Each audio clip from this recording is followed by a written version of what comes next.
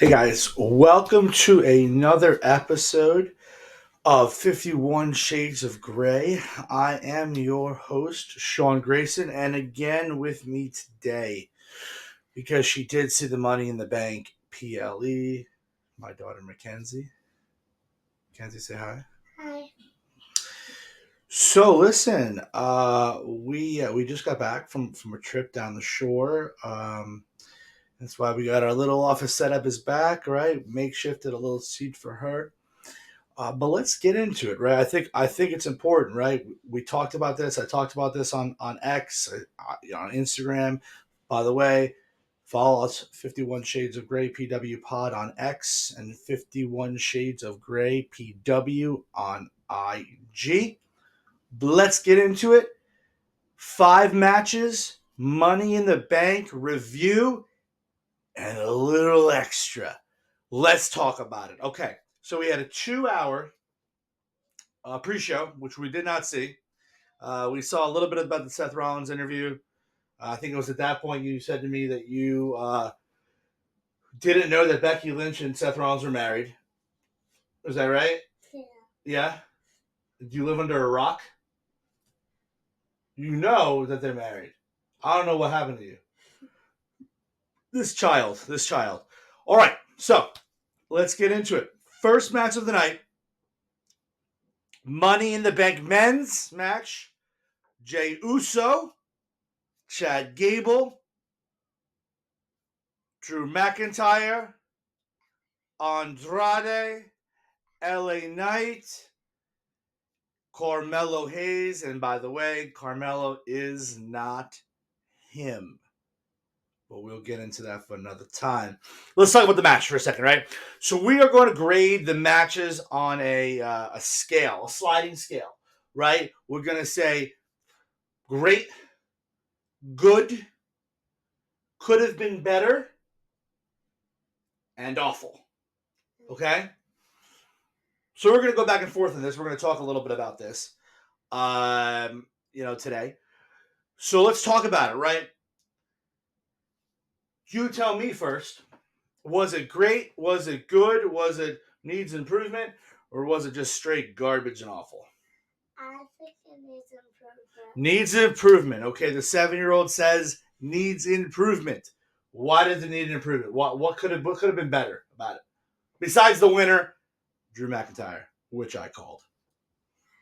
What could have been better about it was if Andrade had like better moves in it, because he barely did anything in the match, and all the time he didn't even take a step to someone. He did. He set up a ladder against another ladder. He did the wrong thing with it, and every single time someone stepped up to him to wrestle, like him and then someone else, he always got pushed out of the ring.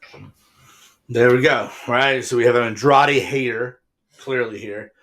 Let me talk to you, right? Like Ellie and I. Let me talk to you. No. Okay, so match. I thought it was okay. I would also categorize it in the, I would say, good to needs improvement category. And the reason why I thought it needed improvement, because I thought there was a couple of good spots in it, a couple of good ladder things. I thought Chad Gable hanging from the ladder, hanging from the briefcase was a nice little touch, though he fall flat on his face. One of the things I said to you was I didn't see Jey Uso as much as I would have thought I would have seen him in the match, right? I have said this before. I think I said this a long time ago. Listen, I might have said it on my old podcast, Sell or No Sell. But if I didn't say it on this one, I'll say it now. Jey Uso's solo run has been great. It's been very good. I think it's time for him to enter the Bloodline storyline and kind of assist where that's concerned. We'll get into that a little later. I don't know why she was shocked by that, but I think that's where that needs to go. But I look, I said from the start of this whole thing, this was Drew McIntyre's cash-in, or briefcase. We'll talk about the cash-in after, because there's a lot to talk about where that's concerned. But I thought it was funny that if Drew would have won, Drew did win. Again, I would give this a solid B minus. Right, I don't think it was a C plus, but I think it was about a B minus. It wasn't a B. It was kind of right in that area right there. Right, I thought it was okay. I thought it was okay. I thought it was a good way to start the night. Then we're gonna get into the next match, and I'm gonna blast this match. I hate it. The match was good, but I hate it. Sami Zayn, Braun Breaker, Intercontinental title. Was it great, good, needs improvement, or hot garbage awful? Great. Why did you think it was great? God, I want to curse at you right now. Why do you think it was great? Because I love that Sami Zayn won. Because I didn't think that Sami Zayn was going to win, so it surprised me. That's why I thought it was great. All right. First off, right? So I also didn't think that Sami Zayn was going to win. And I'm really, really, really mad that he did. Let me explain why. I like Braun Breaker. It doesn't matter. It doesn't matter. Let me explain why I think this. 2 matches that we didn't think Sami Zayn was going to win. Gunther and Braun Breaker, right? Shouldn't have won those matches. He wasn't being shown as a tough Intercontinental Champion. What I thought was happening was he was being shown as someone who got lucky. I think he got lucky against Braun Breaker. I think he got lucky against Gunther. And so to me, the story of this great Intercontinental Champion, to me, the story is Sami Zayn, the lucky son of a gun, who somehow, some way figures out a way to win. And if that's his character, if that's what we're talking about, we are talking about Sami Zayn just being a lucky guy. Cool, go with that character. But you're doing a disservice to the Intercontinental title that Gunther made credible for 600 days. He elevated this title. And what Sammy's doing is he's getting lucky. Dude, it's great. Lucky Sammy, I don't like it. I don't like it, and I don't like it. But I digress. Oh, by the way, if you haven't figured that out for the match, hot garbage. But that's only personal opinion on that scenario. Now, yeah, whatever. Nobody's talking to you right now. Now, let's talk about the third match of the night.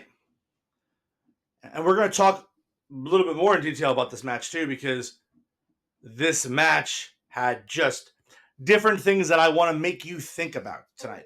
We're going to make you think a little bit tonight. We're not going 51 minutes tonight, right? Because we only have 5 matches, and we'll talk a little bit about other things as well. But we're going to make you think. I'm going to make you think here, right?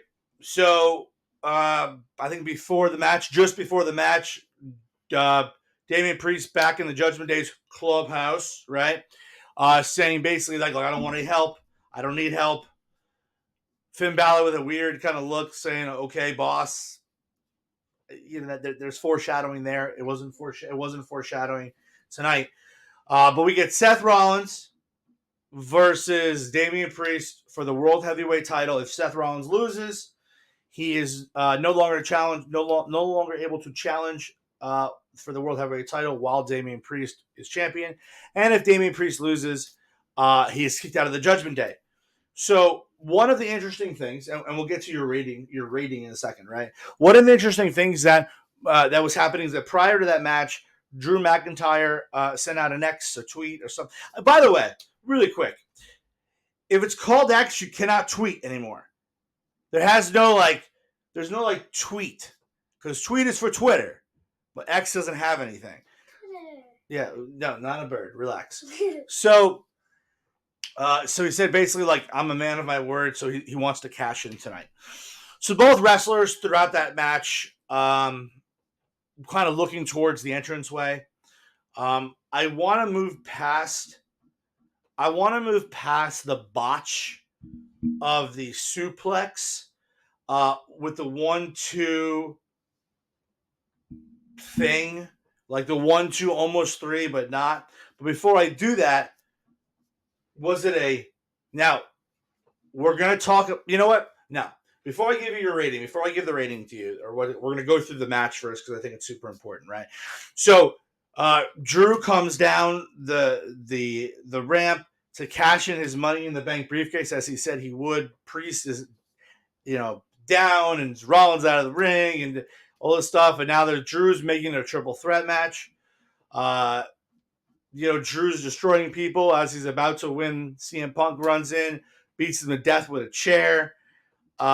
Seth is out of the ring. Inevitably, Drew loses to Priest, and you get a situation where obviously Punk screws Drew again.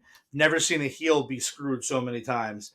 Um, and then you have a situation where not only is Drew mad, I'll bring this up, not only is Drew mad, Seth Rollins is mad, so we're foreshadowing potentially a Punk Seth Rollins main event at some point down the line because literally Punk cost Seth the match, so he can no longer compete for the World Heavyweight title while Drew is doing things, is still the champion. But then I digress, and I said I'm gonna make you think a little bit here, because as Damien is walking down the ramp and leaving, he has this face of like, I really didn't win clean. I'm not a good champion. This is insane. I'm constantly getting. I don't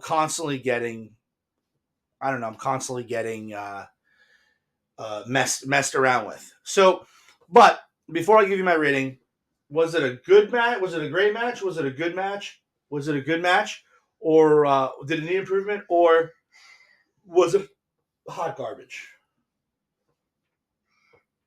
This is tough, but I'm gonna say, just good. Okay, it was good. Why do you think it was good?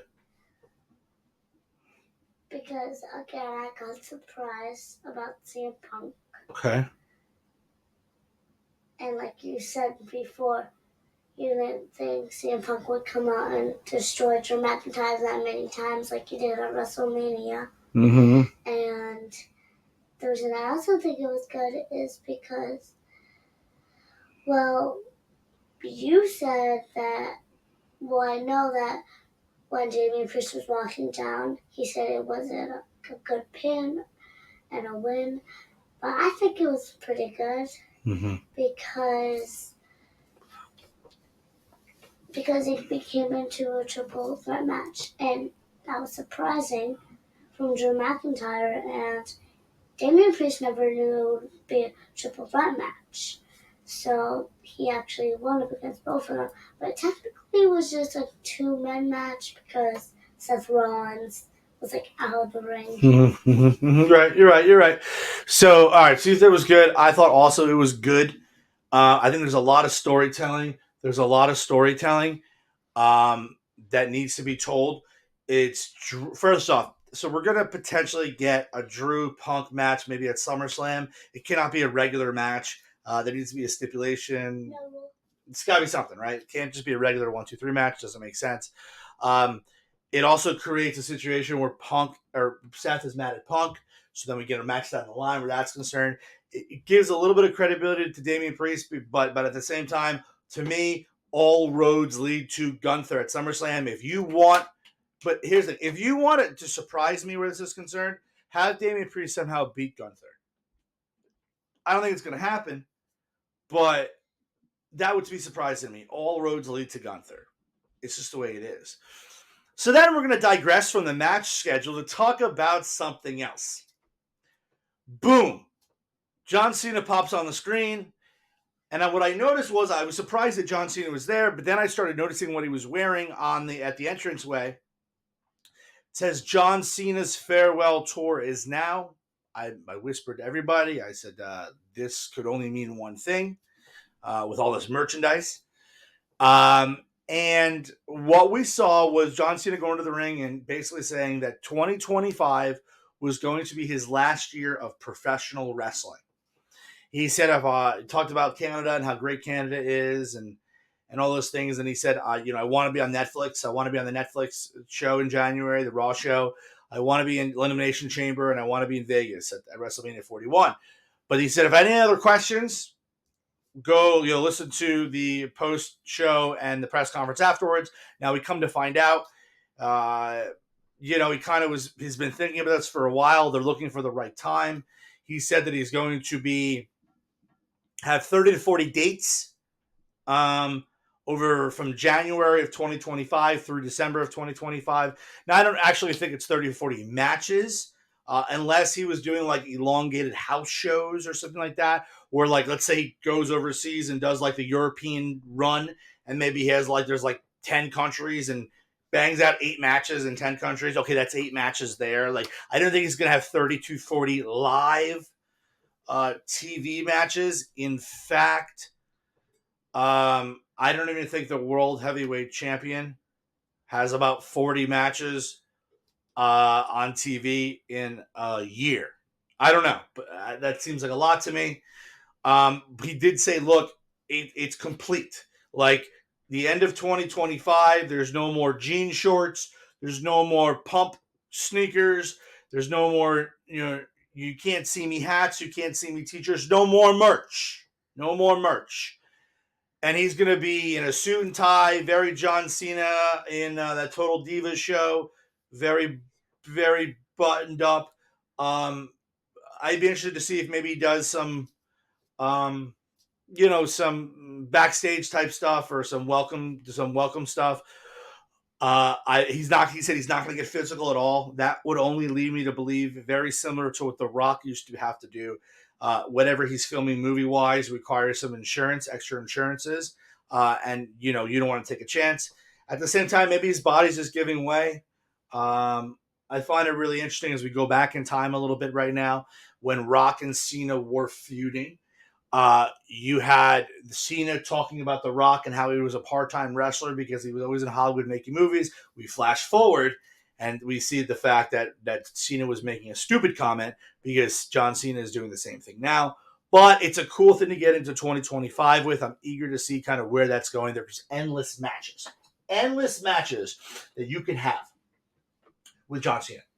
John Cena versus Gunther. John Cena versus Sami Zayn. Go John Cena versus Randy Orton again. John Cena versus Cody Rhodes. Well, that'd be weird. No, but they're goodbye matches, so why not? John Cena versus the Bloodline. Roman Reigns already happened twice, but why not have it happen again? There's endless opportunities out there for John Cena.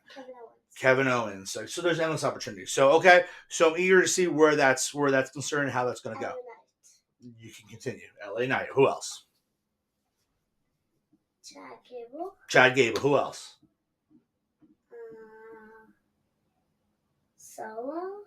Solo. Like we said.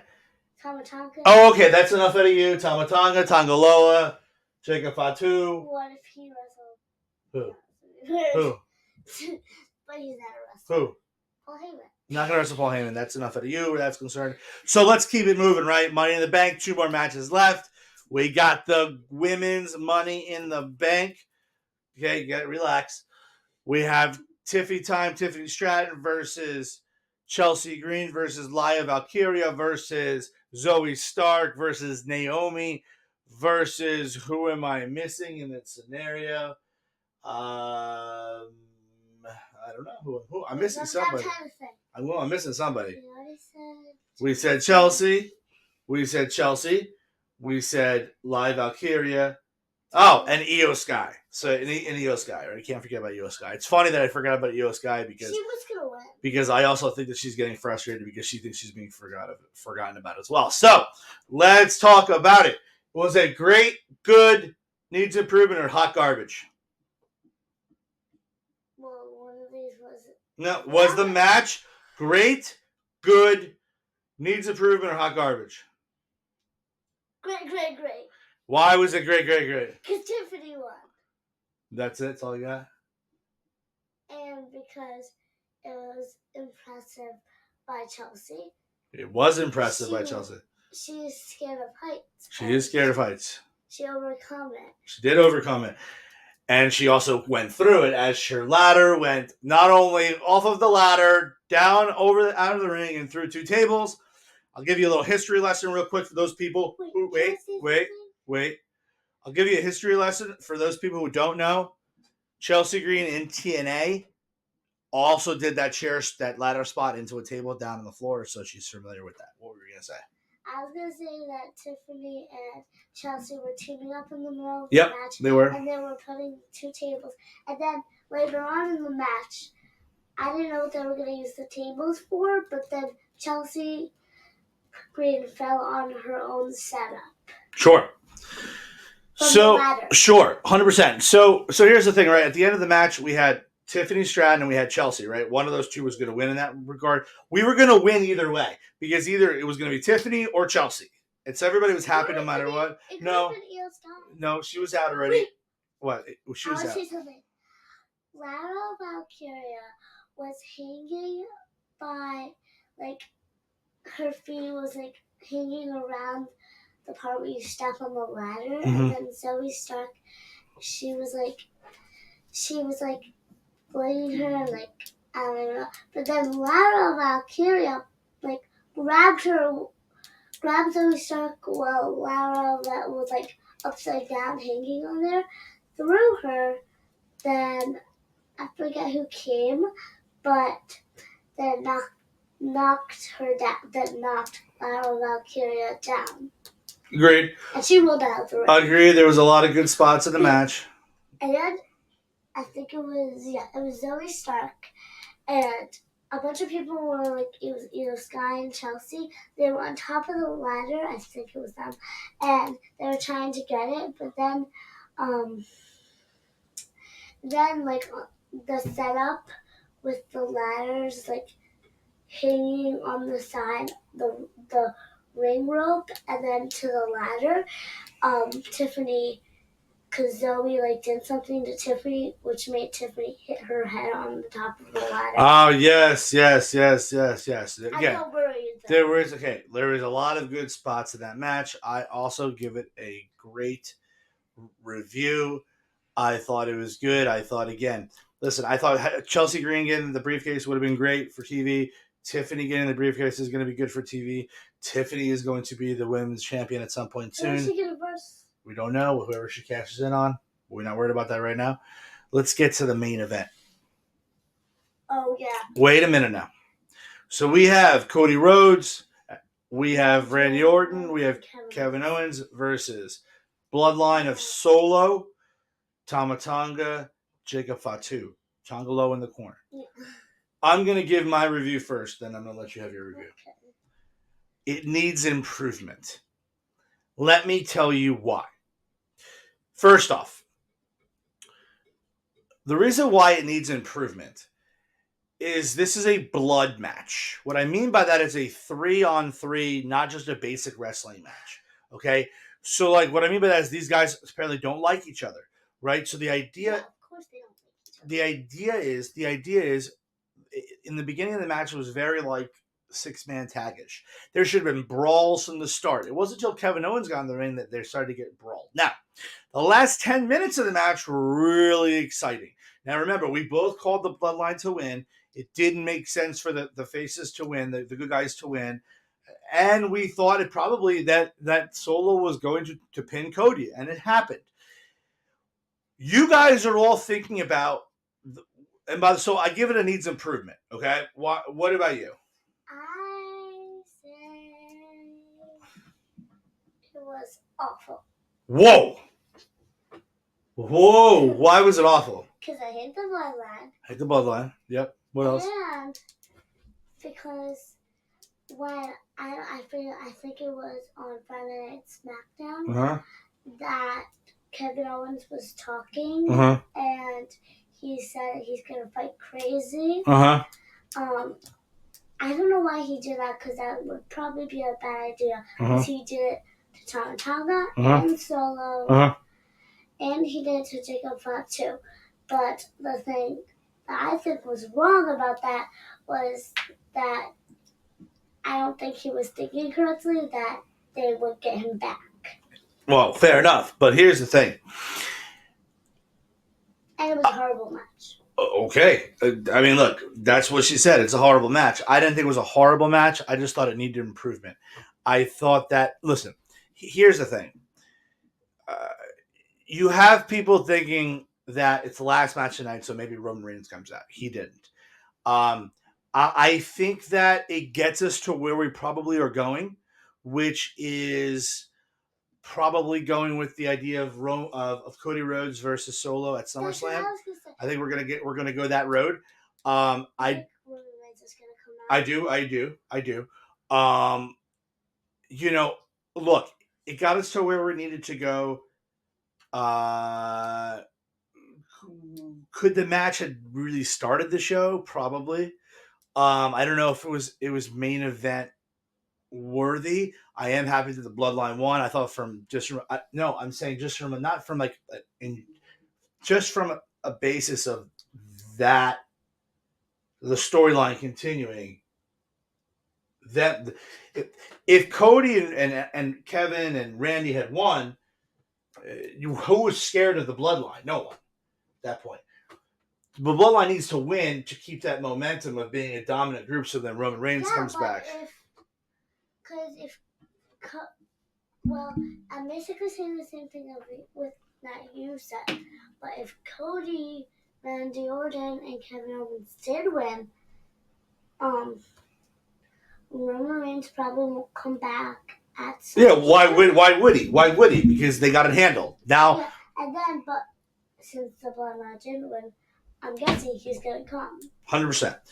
Okay, so overall pay-per-view was good. I thought it was good. I don't think it was great. The whole total pay-per-view was great. I think it was a solid B to B plus. It wasn't amazing. What was your favorite match? Probably the women's Money in the Bank. What was your favorite match? My favorite match is probably, well, what was your favorite thing? Well, what was your favorite match first? Okay. I would probably say my favorite match was Seth versus Damian Priest. Interesting. Why? Because I didn't think that Okay. McIntyre was going to come out. Well, I knew he was going to come out, but not wrestle. Okay. I have never seen Drew McIntyre come out to wrestle twice. Fair enough. So, all right. So let's talk a little bit about the elephant in the room. What's your favorite thing? What do you mean my favorite thing? The favorite thing. Of the night? Yeah. The John Cena thing was super surprising. So I thought that was super surprising. I think that opens up endless opportunities for 2025. What was your favorite thing? I have two favorite things. Okay. The John Cena. Yep.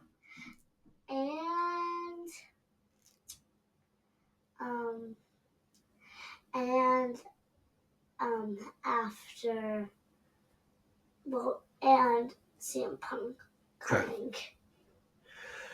Cool. Okay, so that makes sense. So listen, I'm going to talk about the elephant in the room real quick. Elephant? Yeah, I'll explain to you what that means.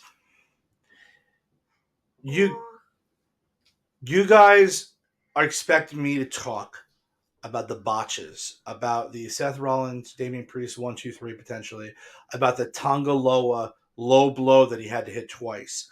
I'm not going to do that. Let me tell you why I'm not going to do that. And I want you guys to listen to what I'm saying. I'll make you think. Okay? Listen. Wrestling is very difficult. So for people behind the screen and typing in things on their computers or in group chats, chill back. Okay? Chill back. They are doing the best they can. Everything is not perfect all the time. Everything is not perfect all the time. You can't always have it perfect all the time.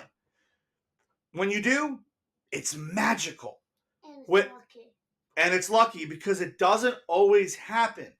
It doesn't always happen. And so for anybody that's on X right now complaining about Tonga Loa and his mess up, and then showing other mess ups Tonga Loa has had, Let me just tell you something really quick. The guy's been wrestling for over a decade, and you can come up with 7 or 8 messes up. Hey, you want to have a mess up? Let's talk about something real quick. Because again, I'm talking to the people that are complaining about those things. Okay, when Seth Rollins was early on in his individual career in WWE when he left the Shield. Okay, he messed up Sting's neck and he messed up John Cena's face, and he was called a danger in the ring. In reality, it was just a botch. It happens. Stuff happens. Stop complaining about it. Sit back, enjoy the ride. You don't have the pencil. You don't have the pen. Let it go. Let it go. All through yesterday and today, all I've seen was not the quality of the matches. I haven't seen that. I saw what's going on with the pin of Damian Priest. What's going on with Tonga Loa? Oh, Tonga Loa messed this up. Tonga Loa messed that up. Like all across X. And that's probably why he wasn't wrestling. No, I'll call you how it is. Let me tell you how it is. He was there because he's part of the bloodline. He was there because if Jacob Fatu could not get into the country because he had a criminal record, Tonga Loa was there, just in case. Grow up. I don't know. That's another issue for another time. Grow up. Stop. I'm going to tell you straight. I'm going to make you think. Just let it go. It wasn't that big of a deal. That in fact, the low blow wasn't that big of a deal. The Seth Rollins thing was a little bit more of a bigger deal. It all worked out in the end. They rolled with it. For the people that are in the basement of their parents' homes. In their, with their tighty whities on. Not the boxers. Not the boxers, kind of like the things that Landon wears because he's 4. These adults are wearing them because they're literally in the basement of their parents' houses. Because they're 4. Because they act like they're 4. But we don't act like we're 4. We tell you straight how it is. We make you think. We make you think. Look, it was a good pay-per-view. It could have been better, right? With WWE, they're firing on all cylinders. Let it go. Just let it go. Now, the last part of the night is I want to talk to you guys about something real quick. And I think it's important to talk about. She's not going to be on every podcast with me. That would be ridiculous. But she was asked if she could be on the last 2 podcasts. She's 7 years old. She's 7 years old. But sometimes knows a lot more than the IWC out there, the internet wrestling community. It's a privilege to me that every day she wants to watch wrestling.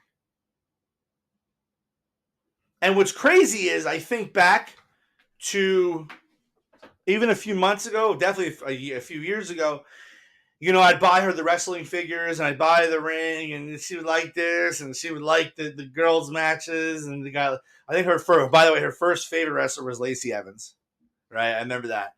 But her mind for the business is ahead of her time.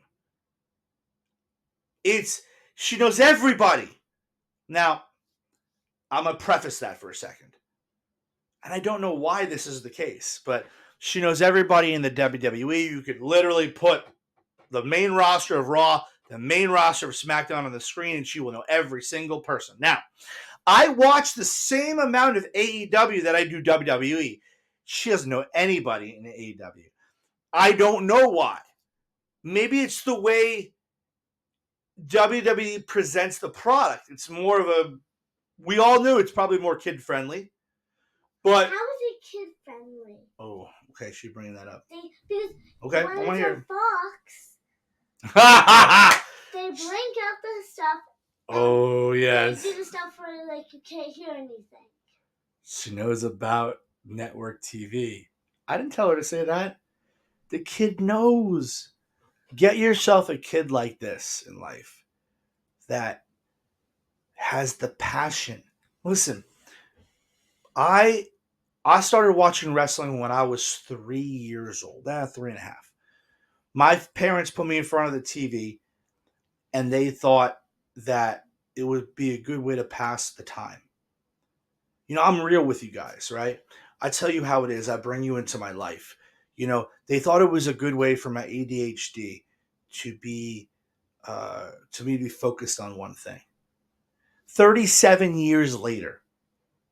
37 years later, how old were you? That was 3. So 37 years later makes me 40, right? 37 plus 3.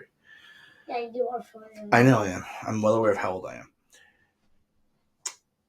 So 37 years later, I watch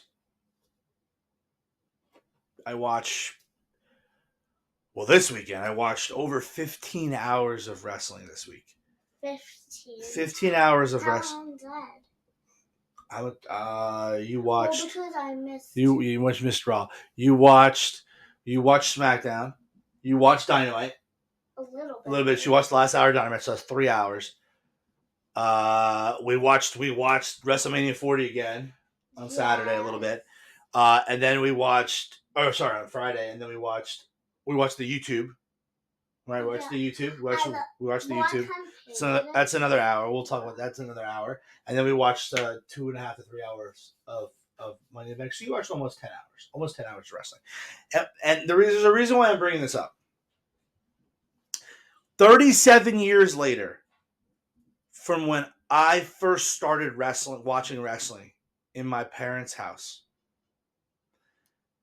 I have a wrestling podcast where we talk about wrestling all week. We talk about real life too, right? I bring you in sometimes to real life to show that I'm not just an internet robot.